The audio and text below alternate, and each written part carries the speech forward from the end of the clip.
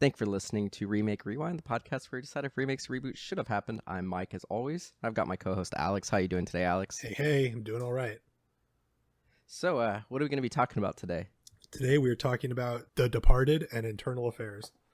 It's actually, I just realized today it's Infernal Affairs, not Internal Affairs. What? Yeah, it's Infernal with an F. I was starting to get some of our social media posts going, and I noticed it's an F, not a T. It's Infernal Affairs. I don't believe you.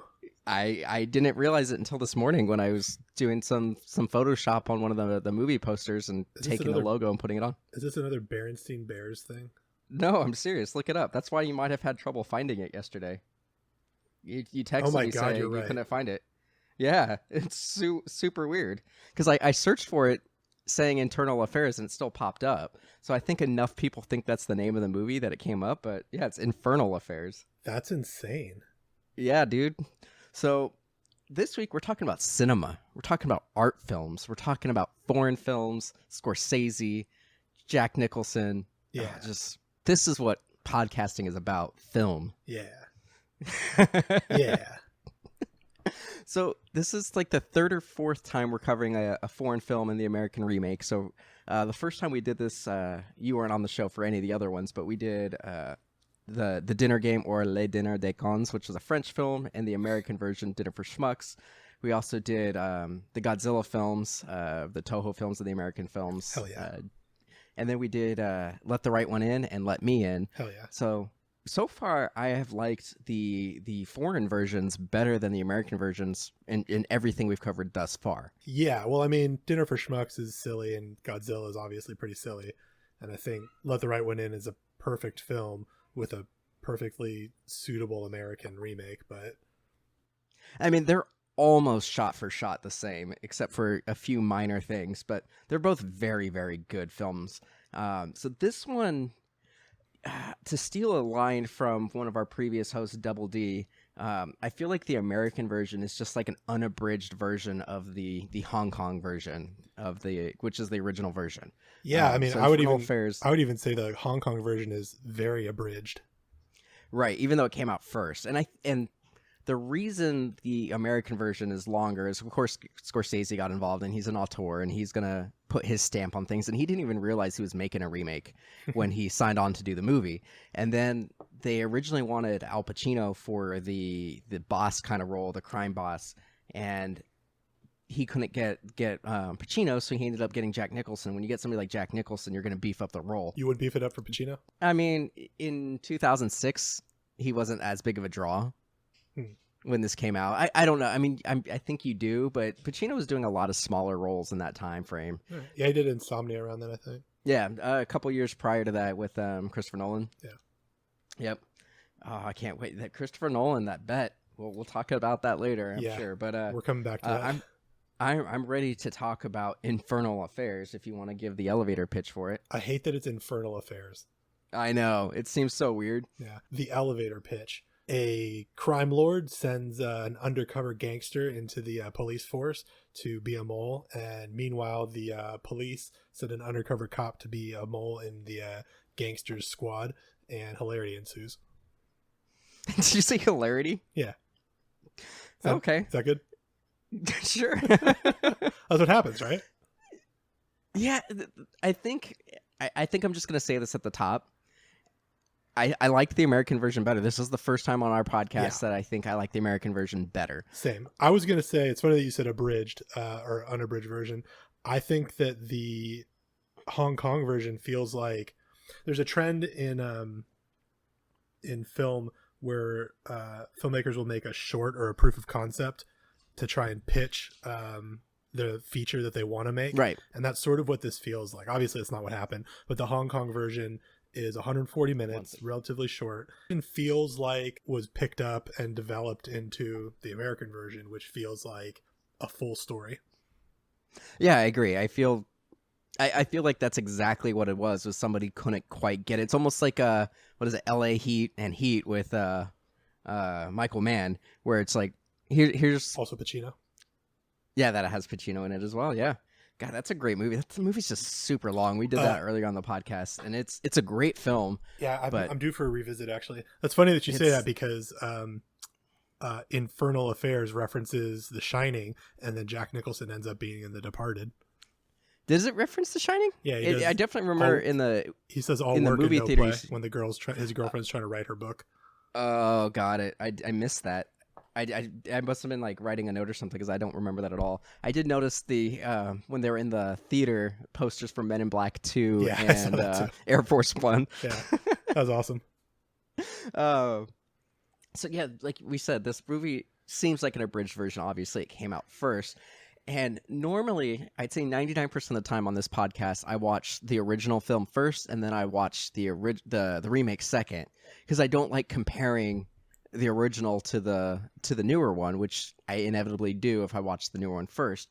But whenever I watch one of these foreign movies, I actually will watch the American version first, so I kind of have a frame of reference when I'm watching the foreign one, so I kind of know what's going on, because obviously you need to watch the subtitles, and I'm taking notes. So as I look down to take notes, I may or may not miss something. So it's nice having that little bit of background so I know roughly what the story is before watching it. So like watching this one, there are a lot of the big scenes, like almost every major scene in the Hong Kong version is in the American version. Yeah. But this movie is about 45 minutes shorter. And a lot of the stuff that happens maybe an hour into the American version happens in the first 15 minutes. And I'm just thinking, where is this going to go? Like, how much work could they do? I had the same thought. And then later on in the Hong Kong one, in Infernal Affairs, I was thinking, man, like, I don't really know anything about these characters. Like, I know what the archetypes are. I know what purpose they're serving in this story, but I don't feel any connection to them. I agree. I don't know anything about them. And then I realized that the Departed takes, by the way, The Departed takes 20 minutes before you even get a title card, which I love. It's got like an extended prelude, and then that whole like first 30 or 40 minutes that is not in the Hong Kong in Infernal Affairs is all character work, and we get attached to DiCaprio and Matt Damon and Jack Nicholson's characters. I agree. I think that's what I like best about the newer version is you care about the characters. I feel like maybe on this episode we should do something different as opposed to just talking about one movie than the next. I almost feel like we should talk about the newer one and then just reference how the original one did it differently. Sure. Just because it's there's not much to talk about with the original version. Like even looking for trivia, like the only thing I could really find on the trivia is there's a different ending in mainland China and Malaysia, because in China they have really strict standards on what can be in movies. So until like Endgame came out, you couldn't have time travel in movies in China. There's certain types of magic you're not allowed to do, and you can't have a villain win at the end of movies in China.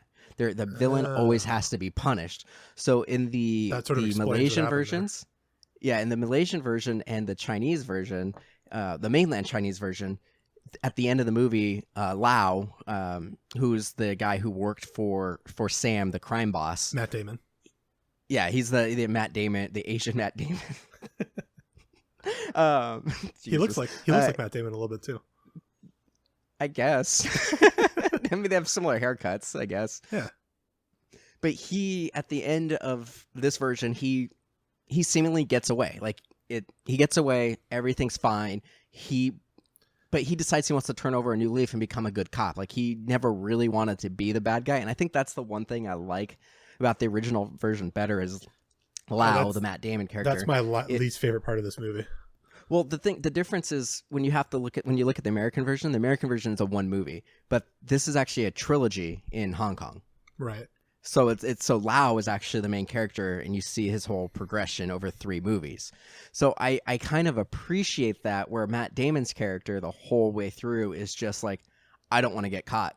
I don't want to get caught. I don't want to go to jail and everything. It's not about there's no internal struggle about Infernal. There's no infernal struggle over whether or not he's a good person or a bad person. And I think, and that comes into play in the Hong Kong version, because the woman's writing, his wife is writing a book, and at the end, when she realizes he's a bad guy, she says, I can't write the book because I don't know if the protagonist is a good guy or a bad guy. So I thought the wife writing the book was cheesy. It didn't do anything for me. I appreciate. Yeah, I agree. I appreciate that this is the beginning of his arc that's going to take place over 3 movies. So no points off for that.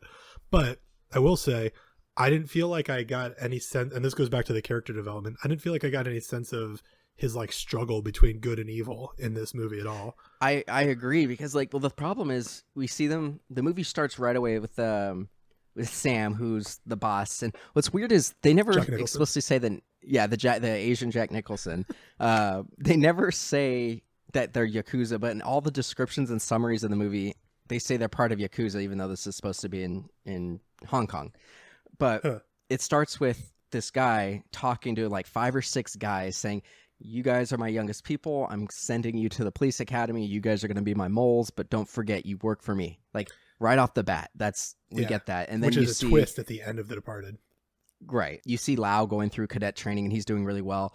And then you don't see Chan, who is the Leonardo DiCaprio, Asian Leo. You don't even see him going through the academy. You just see him getting like an interview from like the Asian Martin Sheen and Asian Mark Wahlberg.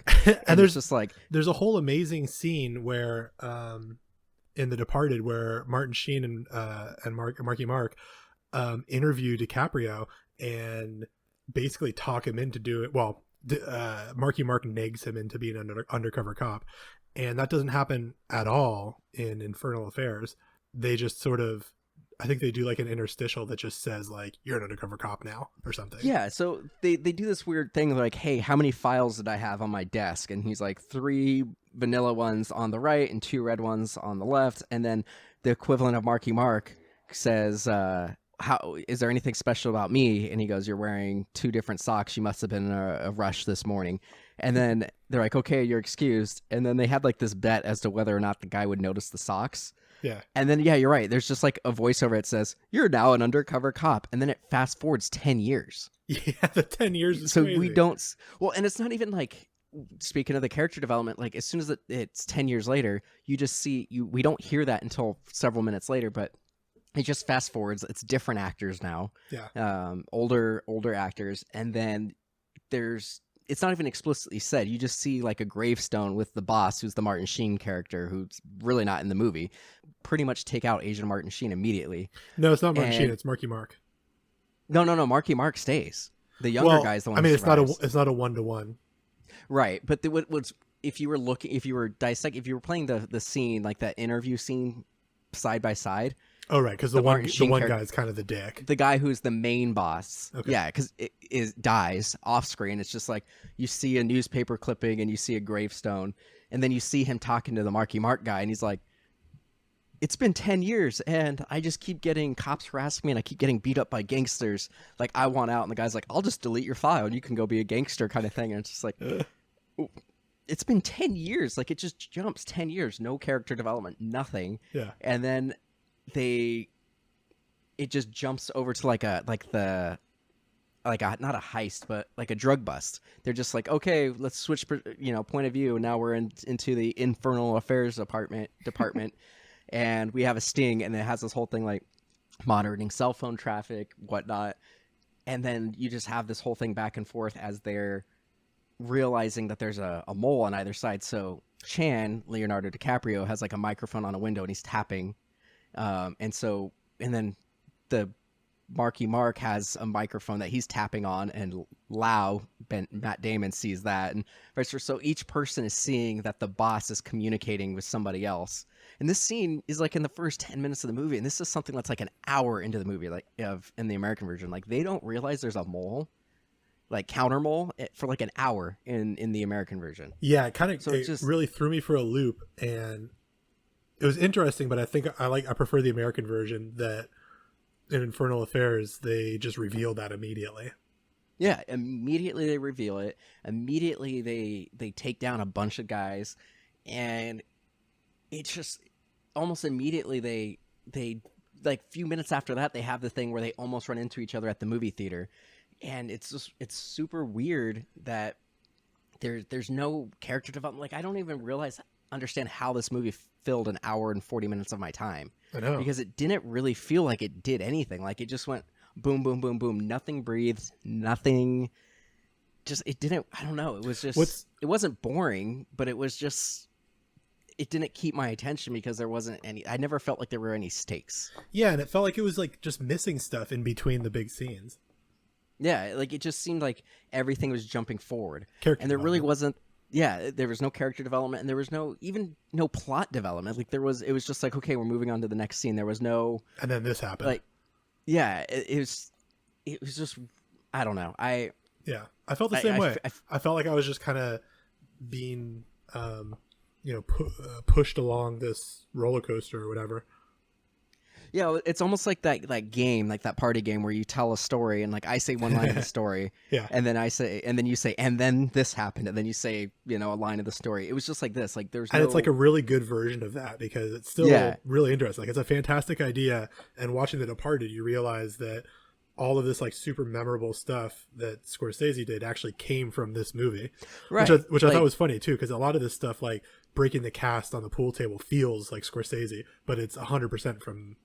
But it was Infernal Affairs. executed way better in the Scorsese version. Yeah, Like the Scorsese version, it felt more like, now the Scorsese version is much more graphic in the violence and everything. Like in this, you see people get killed, but it's not gratuitous. Like people just get shot and then they drop dead. You do have the one guy that falls or gets thrown off the building. you see like Chan they kind of get linger shot. on him. You see Chan get shot in the head at the end.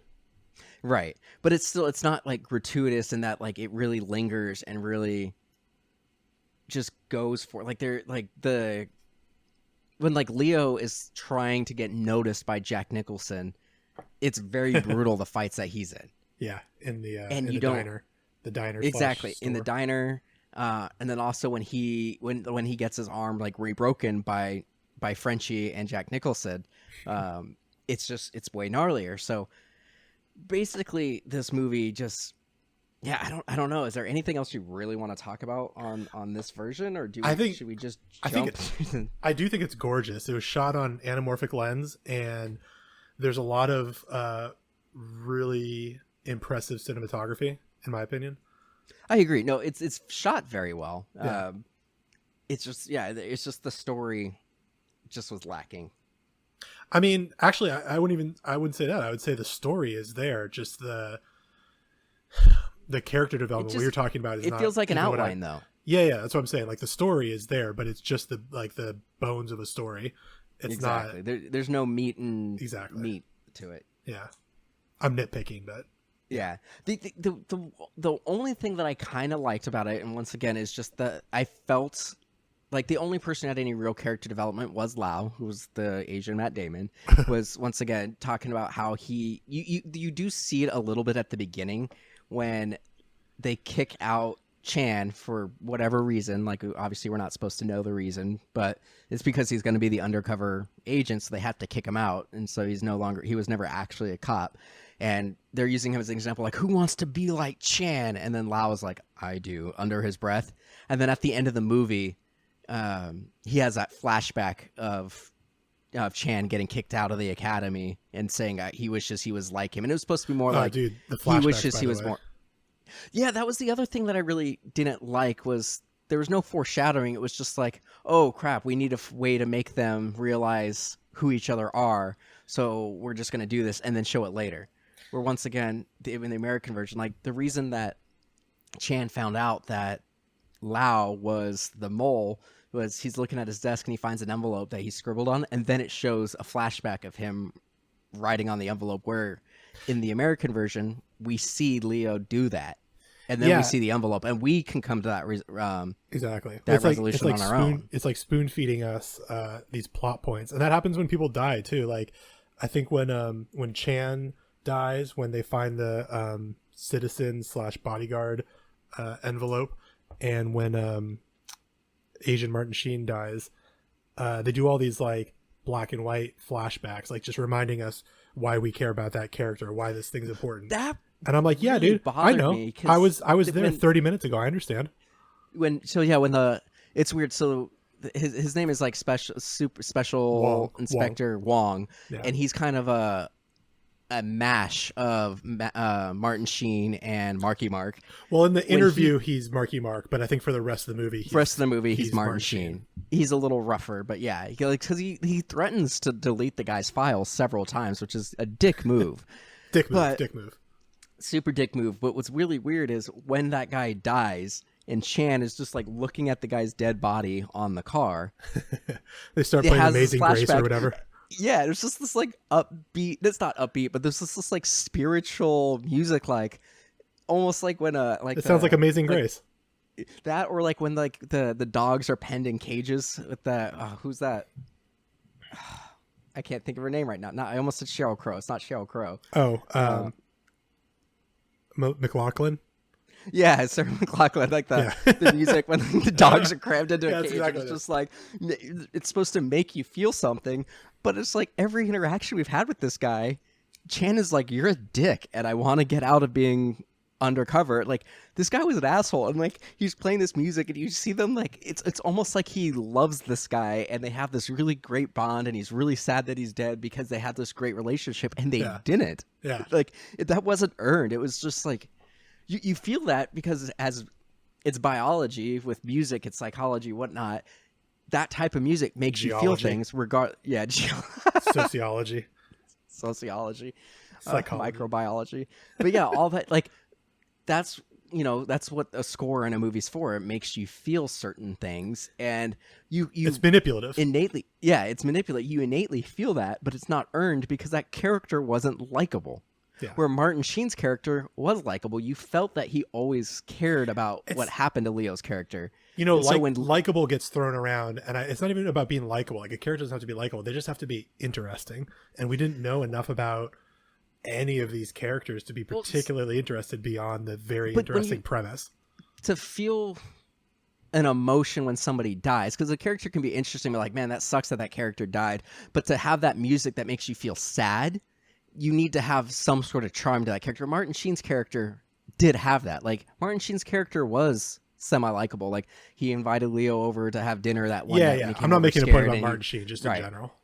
It just wasn't earned. Like, that's one of the few notes I wrote down on this version. Like, I have very, very few notes. And if you earned it, you wouldn't have to use the music, the excessively cheesy, manipulative music. I agree, and that was just. I did like Tony Leung as Chan. I thought he was good. He didn't have a ton to work with, but he's charismatic. I like him.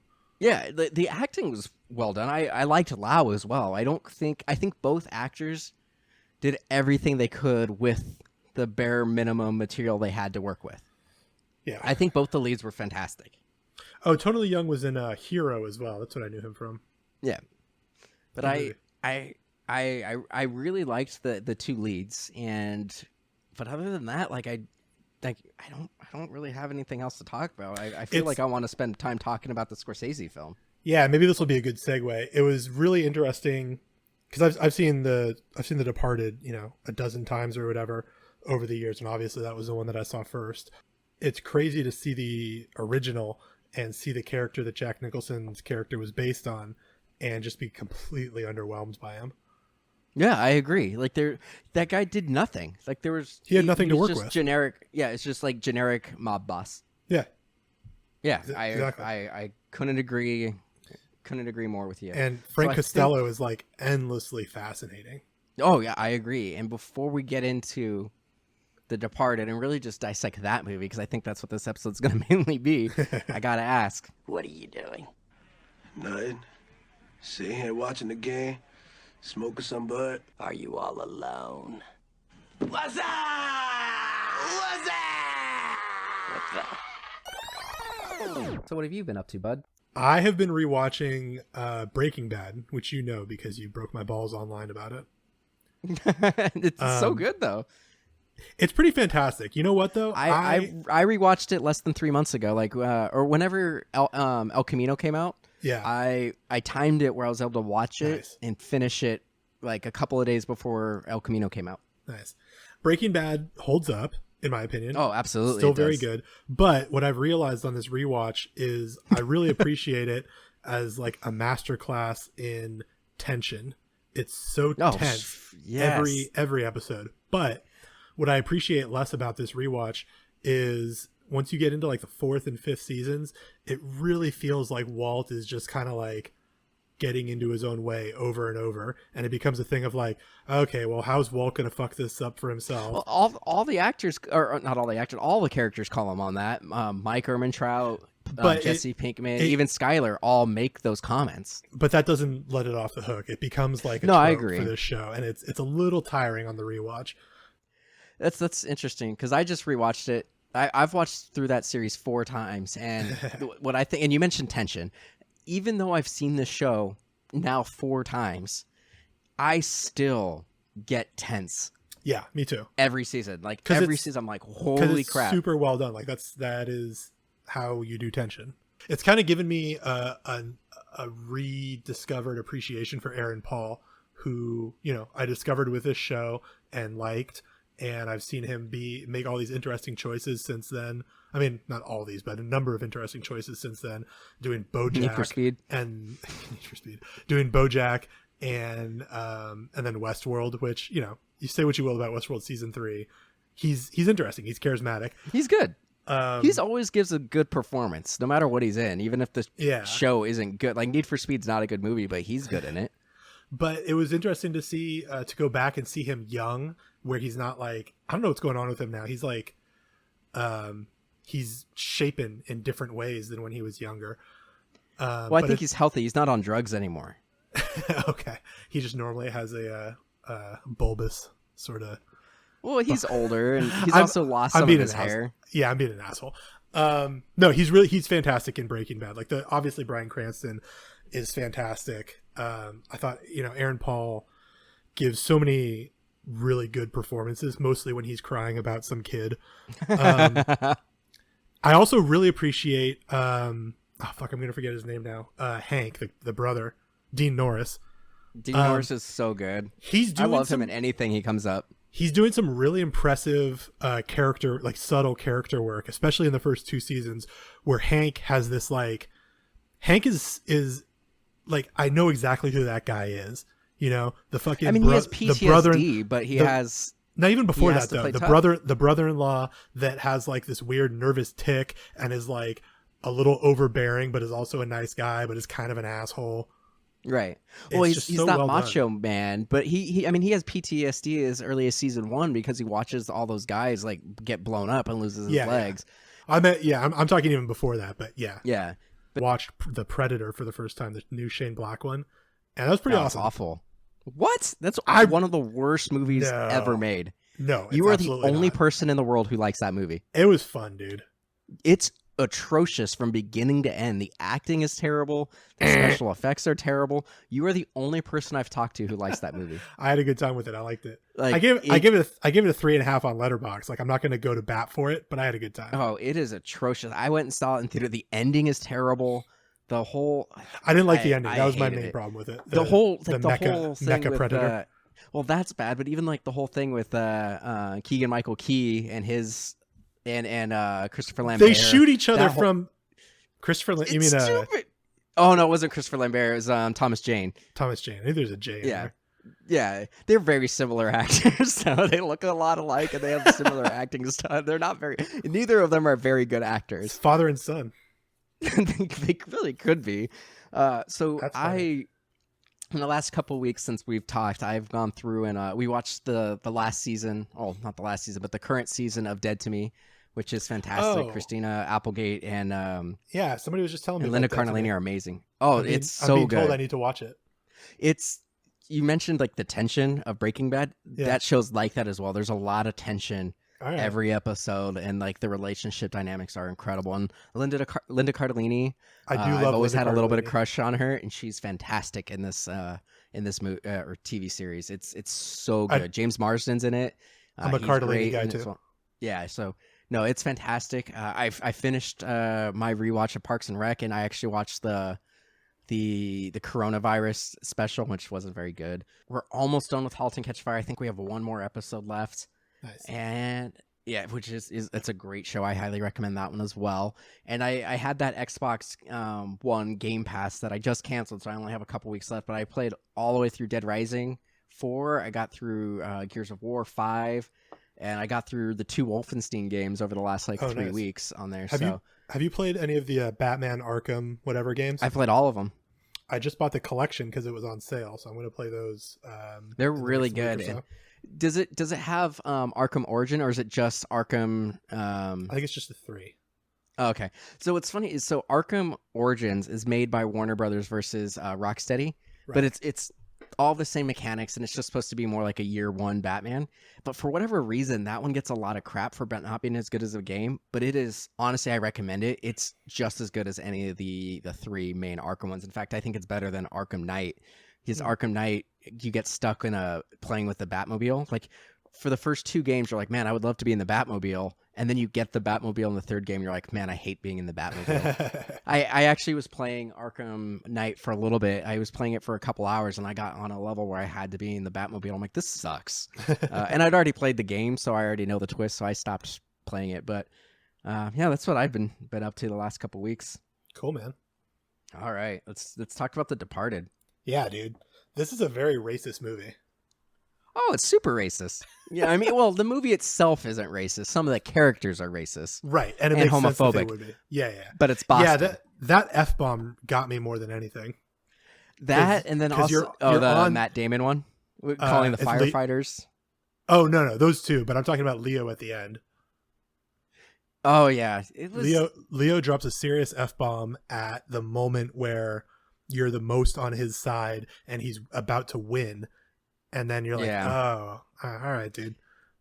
Yeah. And the movie came out in 2006, so it's around the time where that wasn't like... It wasn't as taboo. Yeah, exactly. Because, I mean, so this is dates something the movie a little bit. It's kind of crazy. It does. So, well, it's Boston. Like, Boston is full of bigots and racists. And sure. So there's still a lot of people like that in Boston. It's very true to the character, but like when you're... telling a story, 2020 woke person, it's weird. Yeah. Not even that necessarily, but like when you're telling a story in 2020, that's not the time that you would maybe use it. I'm telling Martin Scorsese what to do, but you know what I mean? It's just like it hits your brain in the wrong way at the wrong moment. Right. And back then, so like in 2006, I mean, so I graduated high school in 2006. So I remember in that time frame, anytime somebody thought something was lame or stupid, you'd be like, that's so gay. And I had a friend in middle school who was first he said he was bi, and then he said he was gay. And so me and our close friends, we all kind of figured. So I made a conscious effort, like when I was like 8th grade or freshman year, to stop saying things are gay. That was just, it was just like a very small thing that I can do, that I at least tried to do. So it's weird when I do see these kind of things in movies pop up. It like you said, it kind of takes you out, just because it is a little taboo now. Even watching things like going back and watching like things like Friends or 30 Rock, you kind of look at things like that and go, "Ooh, that's a little problematic in today's society."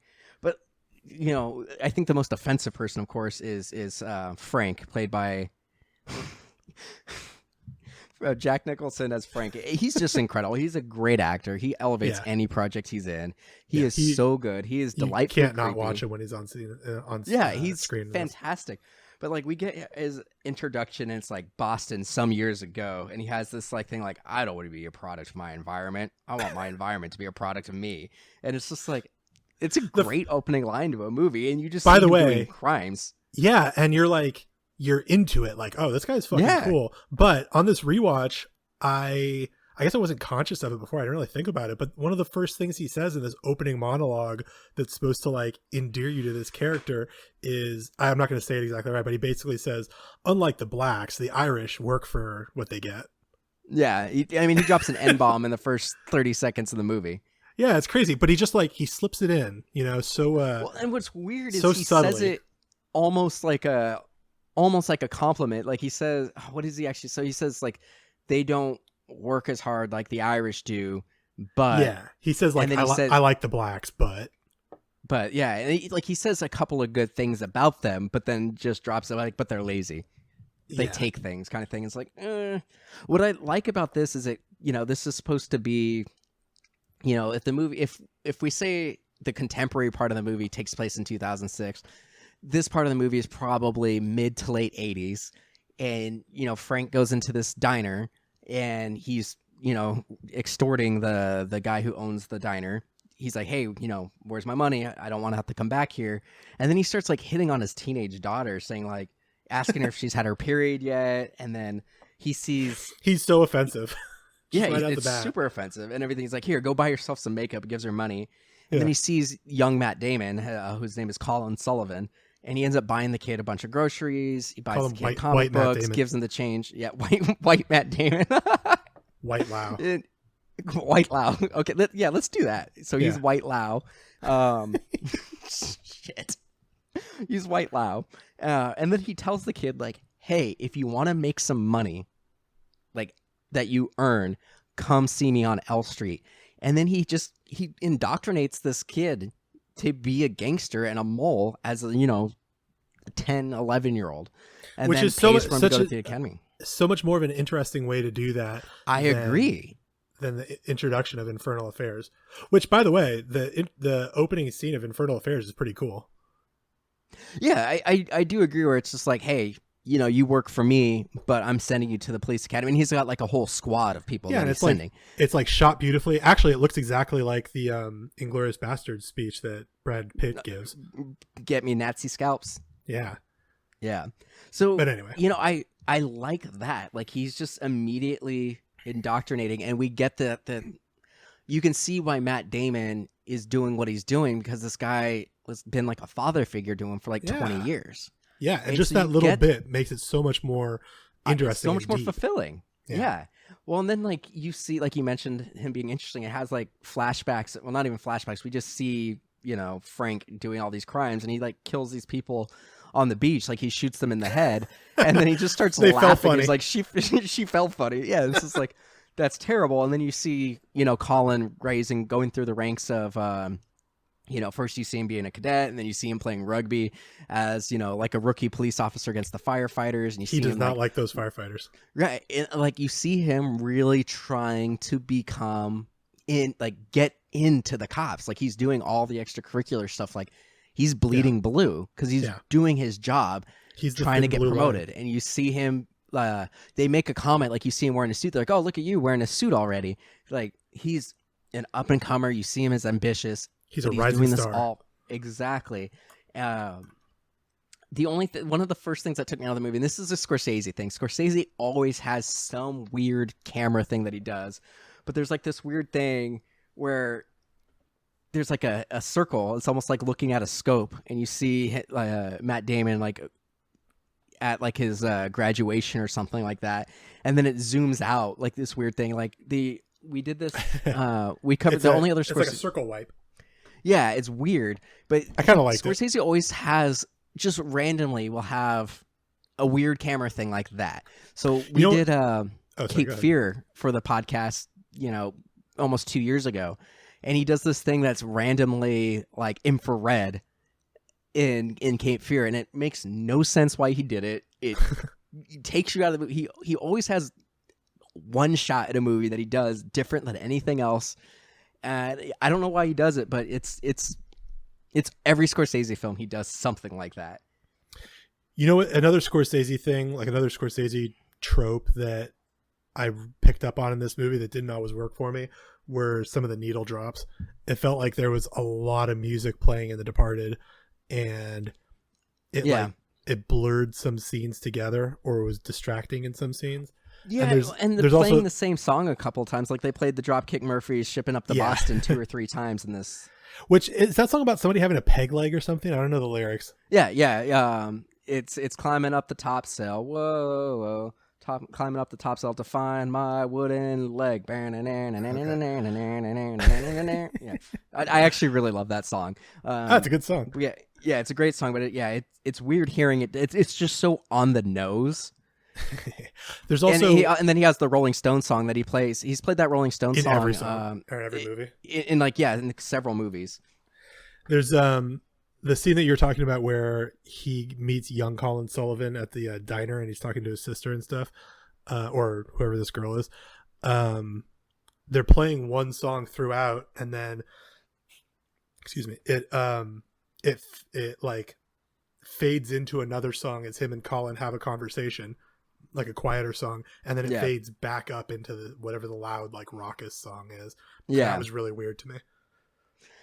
Yeah, I agree. I do agree that the music was a little off on this. My next note says Wahlberg tells Jack Donaghy they can't have his undercover because they have leaks, which that was.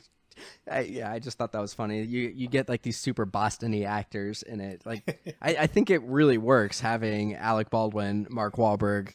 They're in having these so movies, much fun but- with the accents, dude. Yeah, they really are. They say hi to your mother for me like 5 times. Yeah, they really do. Several times. That scene, which once again is a better version of the scene from Infernal Affairs when they're kind of negging Leo. I love that because it's like, you're not a cop. You just want to look like you're a cop, and you're not even like you're not Lace really curtain even Irish from motherfucker. Yeah, you're not even really like from the South Side because your mother left your father and married a rich guy, so you got to live on like the rich neighborhood for 5 days out of the week. So you're a poser. Like you don't belong anywhere. Like what are You you had doing? 2 accents, didn't you? You sneaky little fuck. Yeah. Yeah, it's such a great scene, and like man, they drop like I haven't I think this will be the first time that we drop this on the podcast, but cunt. They say cunt a bunch in this. So like he says something along the lines of Martin Sheen's character asks Leo's like, "Hey, do you know what we do?" And Leo goes, "Yeah, I think I have an idea." Mark Wahlberg goes, "You don't have an idea what we do. Don't tell him you have an idea what you, because if you knew what we did, then we wouldn't be doing a good job. We'd be cunts. Are you calling us cunts?" It's like, Jesus. I love how really visibly good rant. angry. I love how visibly angry Leo is getting in that scene. Oh yeah, it's great. His blood is boiling. Yeah, oh, absolutely. I think Leo's really good in this movie. The reason they didn't push him for an Academy Award on this one, Leo actually asked not to be nominated. They asked if he wanted to be, and he said no because they were trying to get Jack Nicholson a nod, and they didn't want 2 actors from the same movie competing. And he ended up getting a nomination for Blood Diamond anyway the same year, so it worked out. But I think Leo was great in this movie. I mean, obviously, we talked about character development a lot, All 3 of them, lack by the way. thereof. Oh yeah, everybody's great in this movie.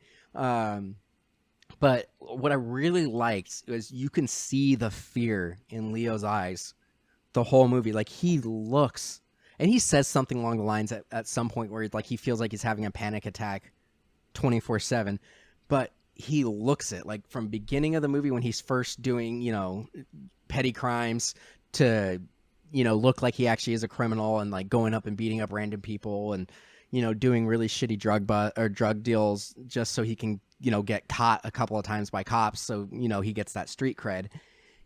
Going from that until the time you get to the end of the movie when he goes to Martin Sheen and says I need out, like he goes from like just a young guy trying to be tough doing his job to like he is on the edge. Like he looks cracked out. Like I don't think we ever see him do any drugs or anything in this movie other than like he asked for Xanax from the shrink.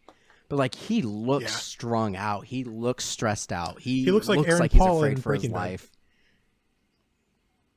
Yeah, I agree. I think he did a really, really great job, and you feel it. And that's not something you feel with Chan's character.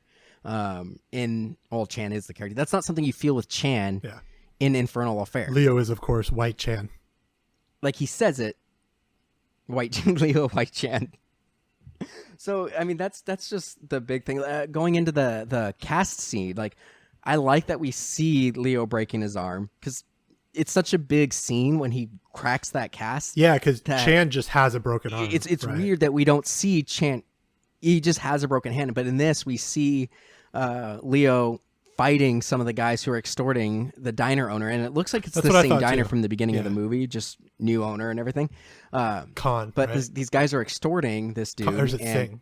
Yeah, and so he beats. I don't remember, but he beats the shit they play, out of these two goons. What's the song that they play? Like he takes. It was another Rolling Stones song. Something like we do. No, it's like we do. Such a good choice. Yeah. So they beat the shit out of the guy, and the diner owner's like, "You just fucked me." But like he goes and like he punches the guy, and he's just like, "Ah!" He breaks his arm, like his wrist, punching a guy in the face. And then when it's so much more effective when Frank finally goes to recruit Leo, and he wants to make sure he's not wearing a wire, so he pats him down, and then he tells Frenchie the cast. Yeah. And you know it's coming. You're just like, oh shit. And then he breaks the arm or breaks the cast, and you just, that pain is so much more And visceral. in Infernal effective. Affairs, the cast breaking comes at the end of this other like set piece essentially. So it feels like an afterthought. And in this interrogation and It does. and The Departed, it's kind of more its own thing. It has more impact that way. And also Jack Nicholson just like goes to town on his cast. It's just a better performance of breaking someone's cast. No, it's so much better. I'm not a cat. I'm not a cat. You gonna sell coke with your idiot cousin? With your dumbass cousin. So good. No, I won't. One of the things that this movie just like it's like getting your wine in a decanter, just letting everything breathe. Like just you see him do all these crimes with Frank Costello, and you see him doing all this shady shit, and then you see all the interactions between Matt Damon and Mark Wahlberg trying to get the information. And Mark Wahlberg pretty much guesses that Matt Damon's the mole, but doesn't have any real proof. And like just all that stuff. I think the Matt Damon character is an asshole, and like he's an asshole to Leo the whole movie. But you for do no see real reason. like White Lau has more humanity than Asian Matt Damon. Like you see him maybe not like wrestling with being good or bad, but you see him being conflicted, and I don't know. Really? I don't see that though. I see him as just somebody who's scared that he's gonna get so caught. maybe and what go I to mean jail. then is that you feel more with more in The Departed that he's scared, and you see that like I'm just talking about humanity. There's more characters, more three dimensions. I see scared, but I agree with you to an extent. But I when I think humanity, I think caring for other people. No, but you can be scared. That's part of being a human. You can be scared, but he doesn't give a shit about anybody but himself. Sure, but I guess what I'm talking about is him feeling cornered and trying to find his way out. No, I definitely get that, but I think it's all self-preservation, which everything is that we're talking which about. I do agree is there's more depth I don't get a to it. sense of with Lau in Infernal Affairs. That's all I'm saying. See, that's funny. Like, I don't get the sense of fear with Lau. I think Lau's motivation was different in that he was always conflicted and wants to be a good guy. I think that's what we're has told been at a the bad end, guy. but I don't feel Where it. this version. No, but you see it at the very beginning with Lau, because like when they ask like, "Hey, who wants to be like Cadet Chan?" He is like, "I do," and then he says throughout the movie a couple different times that he wants to turn over a new leaf. Like he says it before, he says it once, and then he says it again at the end when he's talking to his wife, and he says it again when he's talking to Chan. So he says it like 3 or 4 times in Infernal Affairs that he feels conflicted and he wants to be a good person and he wants to be a good cop, and he sees value in moving up, and he's getting married. He got married, so he wants to be has that stability of being a good person. So I like that, but other than that, that's the only real character that you see from Lau. I do agree with you with Matt Damon being, seeing that scared and those layers, and everything he's doing is a mask. Like dating the psychiatrist is a mask, and then ultimately moving in with her is just, as a way to play the game and look like, he's stable so he can get promoted. Hey, how great? Go ahead. I was just gonna say how much better it's Vera Farmiga, right? How much better is Vera Farmiga in this movie than the 3 characters that they built her out of in Infernal Affairs? Right. Well, the problem that I had with her, and it made me think that she wasn't good at her job, in that her job is twofold. She sees criminals as a probation, who are on probation, and then she also kind of debriefs cops who have gone through traumatic events. And it seems strange that she would, one, date a police officer who's as much of an asshole as Matt Damon is. Like Matt Damon, when he meets her, like he's hitting on her in front of a bunch of people in an elevator. It's super inappropriate. And then he holds up an elevator for seriously like 2 minutes. Like he just keeps his hand on the door while he's like hitting on her. Oh no, she's definitely into it. No. She's definitely into it. But she shouldn't be, because she's the department psychologist. And then she also bangs Leonardo DiCaprio, which And has is his kid. super inappropriate. And she does say, "Well, you're not a patient of mine anymore." Yeah, you're not my patient anymore. But it's weird. Well, Yeah, Matt Damon's but supposed so to be impotent this is my next point. in this I think movie. I don't think he's necessarily impotent. I think no. Hold No, on. he is. Let me They finish my said sentence. no. They Let me finish my in sentence. interviews he says. I don't think it's that he's impotent. I think it's that he's gay. I don't think he's gay. I think he's just straight up impotent. Like Scorsese and Matt Damon in interviews have just said that it's supposed to be counter to Jack Nicholson's Frank Costello, and that he's so powerful and commandeering and a womanizer and likes getting women, where Matt Damon is so unaware of himself, or he's so scared all the time, and he's so wrapped up in himself that he. All right. Well, if they said it, then they said it. But I feel like I also picked up on a lot of homoeroticism that is just like maybe with that guy that he kind of recruits and brings up. the guy that he recruits and brings up. So, like at the beginning of the movie, there's like a cop it's the guy who ends up being the second mole at the end of the movie. The twist, like he's like, "Hey, do you want a suit?" I'd have to go. I didn't write down all of my little examples of this because I thought you'd be more on board with it. But I think there's a lot of like that football player locker room, like borderline homoeroticism that happens, and it's happening with Matt Damon and the cops and stuff. No, I think that's just the overcompensation for being impotent. Like when Alec Baldwin basically says, "Hey, I'm going to promote you. You're going to be the person who finds the mole because your record's immaculate." A lot of people think having an immaculate record is actually a bad thing, but I have an immaculate record, so I trust you. And he's the one who talks about, "Oh, I hear you have a girlfriend." I wrote it down. He says, my cock is working overtime. And he goes, "I'm glad to hear that." He goes, "I'm glad to hear that. Thank you." Yeah, I think it's just overcompensation. Yeah. and then, but shortly after that is when he decides to ask ask her to move in with him, and everything. It's all about the sure. illusion. I'm not saying that any of these guys are literally fucking each other, but I think there's a connection between overcompensation and like latent feelings that these guys maybe are not aware of. Maybe, but it's also like those guys who get those exactly. lifted trucks. Like they get a lifted truck, they overcompensate for their tiny dick, or a dick that doesn't work. So it's the same thing like midlife crisis. These men who are their libido's going down, or they don't feel attractive anymore, so they get the. You're arguing with me, and I'm trying to point out a Venn diagram. I guess. I don't think you're wrong. No, there's definitely a thing to what you're saying, that there are like the biggest homophobic people are typically gay themselves. There's also a thing going on with a similar thing. It's not the same thing, but similar with Frank and his wife, and how Frank becomes more virile when violence is happening, and she calls him on it too. She's like, "Hey, are you?" She basically says, "Are you getting a hard on because?" He says, "I have a hard on." She goes, "Oh, is that because of the guy that you're talking to on the phone? Because he just, killed somebody or whatever?" And he's like, "I don't know. Why don't you come over and find out or something?" Well, he also has like his whole rationale is weird because he says something along the lines of like, "I don't need pussy anymore, but I like it," or something like that at some other point. I mean, the character's great. And then what I like about this version of Frank, and just once again another depth to the character, is in Infernal Affairs. The guy Sam is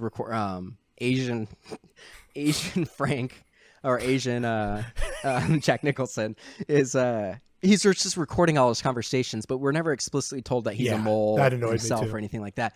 Where this version, Jack Nicholson he's two-timing everybody. He is also a protected FBI informant, and the FBI lets him get away with shit because he turns on people, and that's when Matt Damon decides to kill him. Like.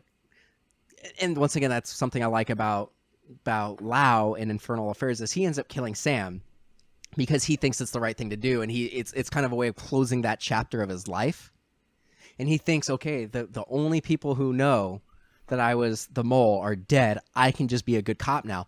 Where in this one, he finds out that Matt Damon finds out that he's a mole, and he's like, holy shit, and then decides to kill him, and then he's got to go and try to figure out if there's anybody else who knows. And he thinks he's safe, but he doesn't really know. I prefer the Departed version of that.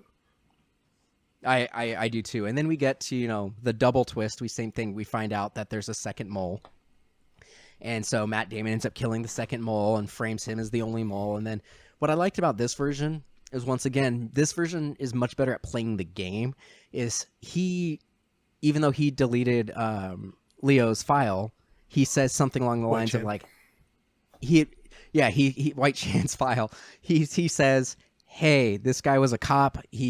I had to delete it because I didn't want the mole to find out who he was, but he was a cop, and I want to give him like the equivalent of like the Medal of Honor within the police force.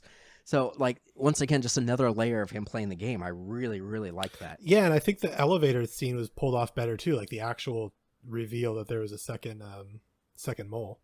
Oh, I agree too, and it was more surprising because it's like he's just waiting by the elevator, and the elevator door opens, and boom, he gets killed. And there's no black and white slow motion flashback. No, and I watched this movie when it came out. This is actually one of the few Scorsese films I've seen more than once. I like every Scorsese film that I've seen. I think I've seen all of them, but I don't normally go back to Scorsese films. Like, I think they're a great movie to watch, but I remember watching this movie the first time in 2006 when it came out.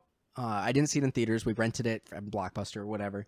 But when Leo got blown away, I was like, holy shit. Like, it was just so jarring and unexpected. Yeah. And then at the end, when this is another major difference between the American version and the Hong Kong version, is you think Matt Damon's going to get away with it. Possibly. We now know that, like, we know his girlfriend knows that he's done this and everything, because Leo finds the recordings from Frank, and he's given the recordings by his lawyer. Yeah, and he sends them to, because he's the most trusted guy. He sends them to Matt Damon's house. And this is funny. This took me out of the movie just because I'm an AV guy. I'm in pro AV now, but I used to work in consumer AV, and the system that he was listening to, like the CD player that he put the CD in that had all the recordings and the amplifier and the preamp that he had, that was like a $50,000 sound system, Macintosh. And it's a Boston company. Yeah, and it's a Boston company. But yeah, that's a $50,000 system that he was like listening to. I was like, holy shit. And that's just that stuck out to me too. Yeah. But obviously there are other people in those, and it surprised me that he didn't find a way to take out the psychiatrist, because she knows. Yeah. So it's really weird. Like, I don't know what the play was, but after the funeral, he comes home, and Matt Damon's in his Marky Mark is in his house wearing like little booties, and just blows him away, and that's like the end of the movie. Like, you kind of forget that Mark Wahlberg's in the movie. Like, he's gone for such a long time, and then he's just like, boom, kills the guy and walks away. Yeah, I love that. Oh no, it's great. It's a much more effective and fulfilling ending. And like White Lau in that scene is also like so pathetic and defeated. Oh yeah. He walks into his apartment hallway, and this dog won't even say hi to him, which I think is hilarious. And then he walks in and sees Marky Mark, White Wong, and White Wong like draws down on him, and Matt Damon is just like, all right, just fucking do it. And it's exactly. Well, I mean, he wants. He even asked Leo to kill him at one point, like when on that dramatic roof sign. He's like, elevator. Just kill me. Like, I really like that the movie, and the rat thing is like specific to The Departed. That doesn't really, they don't focus on that aspect of it like the way that Frank Costello does in The Departed and Infernal Affairs. But it's almost like an afterthought. I love that The Departed ends with the rat scurrying across the screen. Yeah, I wrote that down too. Yeah, I thought that was great. Just to wrap up a couple things, I really liked the Anthony Anderson in this movie. I really liked his character, and it bummed me out that his character got killed. But I love that like scene, which is the intro to Leo, when 1 second, helicopter just buzzing my building. So I love that scene at the beginning when like Leo's about to graduate the academy, and he's running with Anthony Anderson. And Anthony Anderson says something along the lines like, "I've quit everything in my life. My wife like stopped giving me blowjobs until I finished this. So like I'm finally getting up." Or no, he just says, "She hasn't been giving me any affection since I started this. She says I always quit."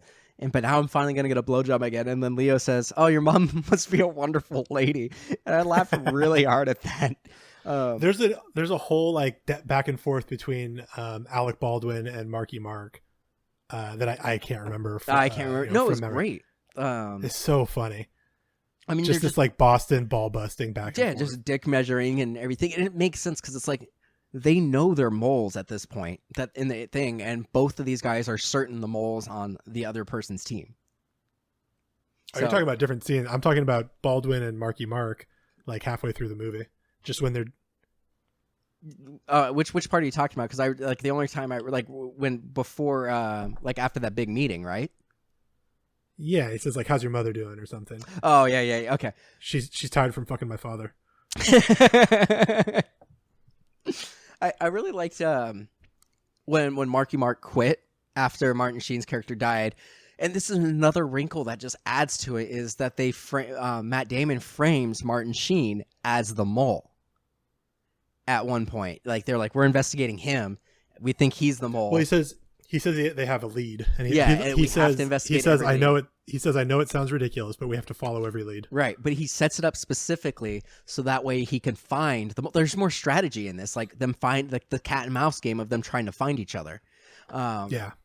And the last thing I meant to bring it up when we were arguing about whether or not Matt Damon's character had humanity, but one of the things that I thought was like just super dark was when Leonardo DiCaprio is in like the porno theater and he's, you know, he sees Jack Nicholson talking to Matt Damon, but he doesn't actually see Matt Damon.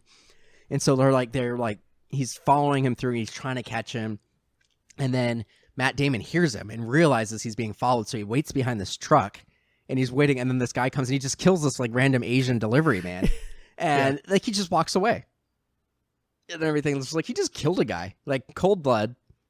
Doesn't even care, not a care in the world.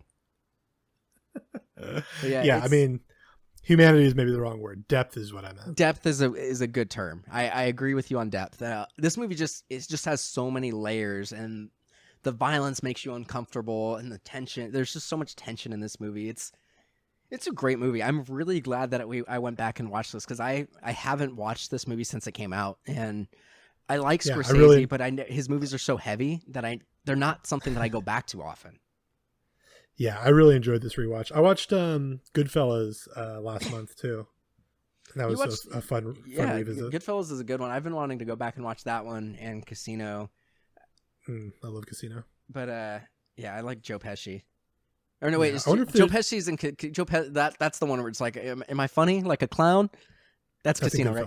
Oh, that's Goodfellas. Okay. That's right. Casino has Sharon Stone. That's right. Casino has Goodfellas is the one with Ray Liotta as well, right? Yeah. Yeah, okay. Goodfellas is the one that I want to go back and watch. Yeah, man. I wonder if there's I know there's not a remake, but if there's like a spiritual successor to Casino that we could watch so that we could talk about that. Well, to think about that one. Maybe people could write in and tell us. Let's see.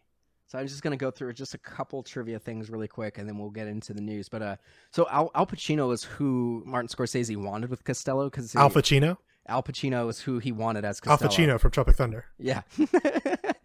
Because he had never worked with him prior to this. Obviously, he worked with him recently in The Irishman, but Al Pacino turned it down.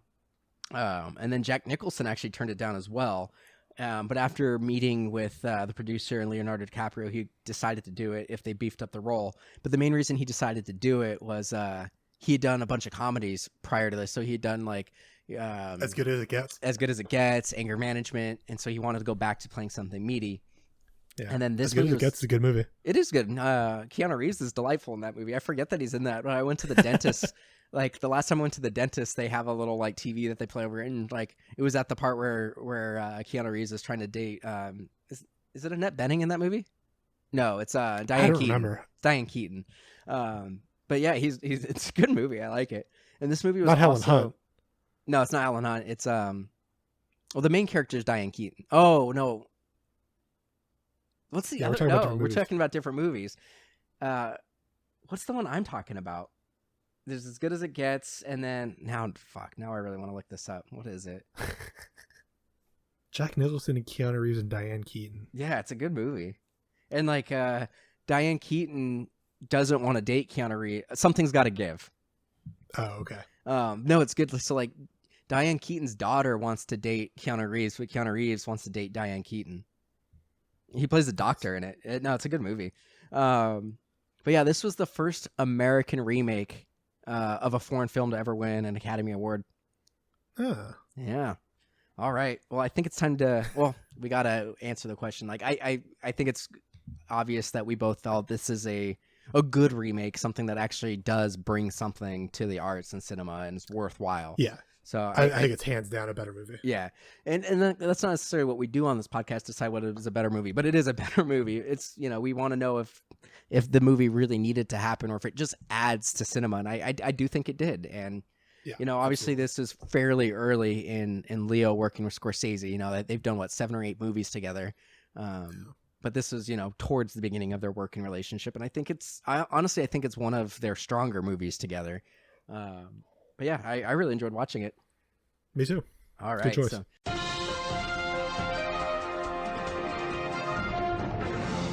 Yeah, we're going to talk about the news now. Movie news. Into the news. Not a lot. I think this will be pretty quick. So the first thing, just Schrodinger's Tenant. Our long-term bet that we've been going over since episode 1 that you and I have been recording together. A new trailer just dropped, and it shows a lot more of the movie, but it doesn't have a date on it. It just says coming soon or coming to theater. So they haven't 100% committed to July. They've kind of backpedaled on that, even though they said the last time we recorded that they were going to have a decision by the following week. They have now said that 80% of movie theaters across the country need to open for it to be viable. So I don't know. I feel like most of the country is going to be open. I don't know. Really, it's a matter of California opens, because the majority of the business is done in Los Angeles and San Francisco, New York. Well, California is closed, or Los Angeles is closed until August. I don't know what San Francisco. Oh, is it officially like. August now? Yeah. I don't know what San Francisco looks like, but I have a feeling it's going to be similar. I feel like it's going to be similar as well. So, yeah, we'll see. So our looks bet like you're going to owe me some drinks. It looks like our bet's back on, because you know we'll drink them in reverse. The last, you know, another thing really quick, the Zack Snyder cut is going to be released sometime next year, 2021. I think it's absurd that they didn't pump the money into this months ago to have it for the launch of HBO Max, which just is launching this month. It seems absurd to me that they didn't have it ready. Right. If you're going to do it, might as well try to time it well. Right. I think it's absurd that I mean, listen, we've had plenty of director's cuts in the past. The Donner cut of Superman, the 5 fucking cuts of Apocalypse Now. Like, this is nothing 5 new. cuts of Blade Runner. But the difference is that all those movies, all those director cuts happened because the directors wanted to do it and push for it. Not that Zack Snyder doesn't want to do it, but this is happening because of fans hassling people, and that annoys me. And I think it sets a negative precedent. Well, so I agree with you on that to an extent, but you know, Sonic had this happen recently where the fans, you know, set a precedent of them going back and redesigning the character. But Zack Snyder... That's not really the same, though. No, but Zack Snyder actually has been really the driving force behind this. Like, every 6 months or so, to keep fans pushing for it, he would release like a still, or he'd release like a scene description kind of thing. Like, Zack Snyder was really pushing for this to happen. What's different is he... Like a lot of those other movies, it was studio intervention. He left the project because his daughter committed suicide, and then, you know, they released a movie that wasn't to his vision. But the difference is Warner Brothers announced they're going to drop $20 to $30 million to finish this movie because the movie wasn't done. Like, when you look at the Donner cut, the movie was like 90% done before he was fired. Like, they need to do major overhauls of the movie. And the other thing is, well, I'm actually, I am excited to see it. I think it's going to be bad, but I think it's interesting. I'm glad that he gets to do his thing, I guess. I think it's fascinating just from a historical context, and, you know, we get to see a movie that didn't exist. It's like seeing Edgar Wright's Ant-Man or something, right? Except that would actually be good. But yeah, there's a really big asterisk that now all these like toxic fanboys think that if they cry loud enough and call enough people names, that they'll get their way. And I really agree with you on that. The thing is, no matter what they say, this is not the true Zack Snyder cut. This is not going to be the film he set out to make, because he now has 4 years of hindsight. They've announced. Well, he's also, how much, like, they're going to have to repurpose the footage that he's already shot. And I guess there's a bunch of stuff that they didn't use, but there's no way that he's going to go out and be able to shoot everything that he was going to shoot. Well, they've already said they can't shoot. They cannot bring the actors in. They are going to bring in the actors for ADR, and they're going to have some scenes that are heavily CG'd. But we do So I'm just know saying, it's that, like it's a bastardization of what his original vision was going to be. So Right. it's not even the Snyder cut that I think a lot of these people think that they're getting. right. And so we Or do think know it that he exists. filmed a lot of stuff. Like we know his version of Steppenwolf was 100% CG. We know his version of Darkseid was CG. We know that Martian Manhunter was going to be in this in some way or another. We're also pretty certain the Green Lanterns are going to show up. So how much of the shit did they actually film that it just hasn't leaked yet? Because he's released a bunch of stuff that technically he wasn't supposed to be leaking, but what's Warner Brothers really going to do on this? Right. So I'm more concerned is like, well, is this version, like, is that DCEU done? Because they've kind of said the DCEU is done, but if this does well, is the DCEU reopened? Like, what does this mean for the future of the DC movies? Which movies canon? Yeah. Is it going to be that's the another one that came to fascinating- theatrical cut, or is it going to be the Snyder version? Right. That's another fascinating thing. I mean, they're probably just waiting to see how this does, but the whole DCEU experiment, let's call it, has been so like uneven and wild. Yeah, it's ridiculous. And the last thing I have, this one will be really quick. This was actually something that we started covering before we even recorded episode 1 of Remake Rewind 3 years ago.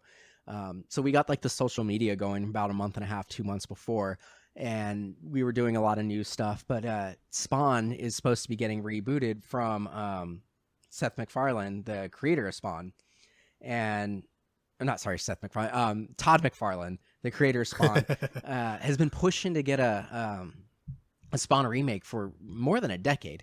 And he originally pitched this like 10 plus years ago as basically a Spawn-free Spawn movie where like Spawn would only be seen as a shadow and barely in the movie, and he can make this movie for less than $10 million. And he was shopping it around a lot about 3 years ago, and none of the studios would let him write and direct it until he finally set up an agreement with Blumhouse.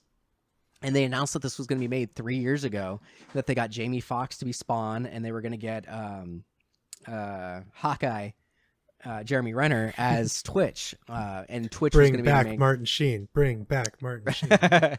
And they were going to have the main character be a cop and not Spawn. And Spawn is almost going to be like an urban legend that he only sees, out of the corner of his eye until the very end of the movie. And then nothing has really come of it for 3 years. And so Jason Blum from Blumhouse was doing some press for Invisible Man because it's now being released, the home release now. And people asked him about Spawn, and he said that he's heard the word Spawn more times in his life in the last 2 to 3 weeks, and that something major is coming pretty soon. So apparently we're going to be getting some major Spawn news, and that he did confirm that Jamie Foxx is still confirmed to play Al Simmons, a.k.a. Spawn, but did not confirm whether or not Jeremy Renner is still involved. So we'll see. You know what the big holdup there was, right? What's that? Todd McFarlane wants to direct it himself. Yeah, he wants to write and direct it. No, he is, and that was approved by as an R movie. Yeah, I mean it's approved, but like he has no idea what he's doing. Yeah, he's never done it. He's directed like a music video for and for 9 Inch Nails, I think. There's a quote out there where he's talking about like, I think he says something along the lines of he doesn't care if it has a story or not. He just wants it to look cool. Yeah, that's a way to make a movie. Well, what's weird is now the Blumhouse model is a great model. And this is one of the things I really do think Hollywood should scale back movies, because right now, unless a movie makes $1 billion, it's not seen as like a success. Like Spider-Man, like Sony was going to completely cut Spider-Man off from the MCU if the movie didn't make $1 billion. And then it did with Spider-Man Far From Home. And then they still did it anyway for a little bit, but whatever. But you look at movies like District 9 was a $30-ish million movie, and it looked incredible. The special effects were insane. Like, it just drives me crazy that we need to have these, $250 million movies that need to do $1 billion to be successful, where Blumhouse makes all these movies for, more than $20 million, and then they go and make, $80 to $90 million, and they're super profitable because they do very little marketing for it. They just, do some Instagram pushes towards the end, and they do really well. But apparently this Spawn movie, they set it up where like Jamie Foxx, Todd McFarlane, everybody is not going to take a pay. They're basically working for free, and they're going to take a percentage of the profit. So this movie needs to be super profitable for anyone to get paid, because apparently like it has a hard line of $10 million is what it's going to cost. So we'll see. I can't really see it being good, but I'm really excited because I kind of want to go back and rewatch the 90s Spawn, because I think that costume to this day is still dope as shit. Like, I think Venom should have looked like Spawn. I think I watched Spawn like 2 years ago, and it does not hold up. Well, I know the CG is atrocious, like the demons and the cape, but the whole story, everything about it. I know it's terrible, but the costume is great. I think the costume's a nice idea. Yeah, I really enjoyed Spawn, by the way, or Venom.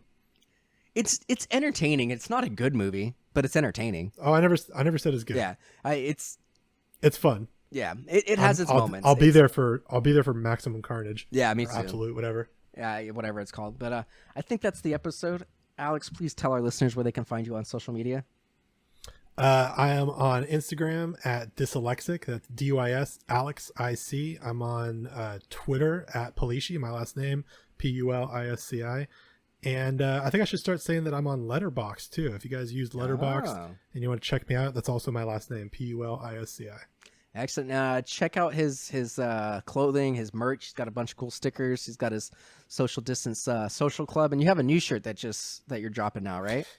Yeah, I just released some Be Cool Honey Bunny shirts. I did it as a pin a couple years ago, and I turned it into a t-shirt, and they came out pretty cool. Excellent. But that's it. Check us out, MDXpods, on Twitter, Instagram, Facebook. Instagram, I think I said Instagram already, but all the social media at MDXpods. We're now on Spotify, so we're even easier to find now. So check us out, and thanks for listening. Mike, are you on Vero? We actually do have a Vero, but we stopped using it. Like, we got one just to take the name, but yeah, I don't use it.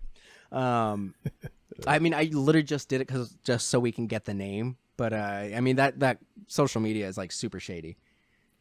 Zack Snyder likes it. Yeah, well, it's like made by some like Saudi Arabian prince who like is doing super shady shit with like data, apparently. Oh, I love that. So sweet. Yeah, but thanks for listening. Thanks.